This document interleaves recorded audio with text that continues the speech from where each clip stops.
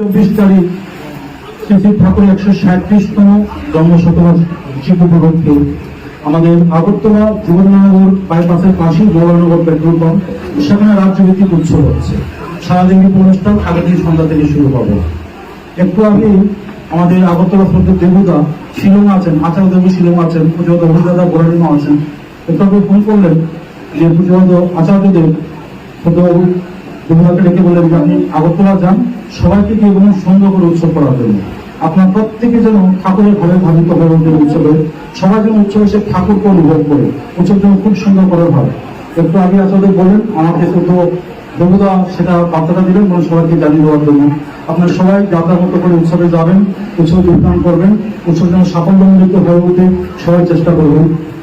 সেই উৎসবে একটা অভিজ্ঞতার নির্দেশে একটা হেলথ ক্যাম্প হচ্ছে, সেখানে বিভিন্ন মাল্টি স্পেশালিটি ক্লিনিক থাকবে, আর রাজ্যে বিভিন্ন স্বনামধন্য ডাক্তাররা থাকবে, বিভিন্ন শিবিরে থাকবে, যাদের বিভিন্ন রোগ ব্যাধি আছে। উৎসবে আনন্দ করবেন, যদি সময় থাকে সেই স্বাস্থ্য শিবিরে গিয়ে চিকিৎসা করাতে পারেন। আপনারা সবাই এই বার্তা সবাইকে দিয়ে দেবেন, সবাই যেন উৎসবে যায়, উৎসবকে যেন ঠাকুরকে উপভোগ করে আনন্দ করে। জয় গুরু।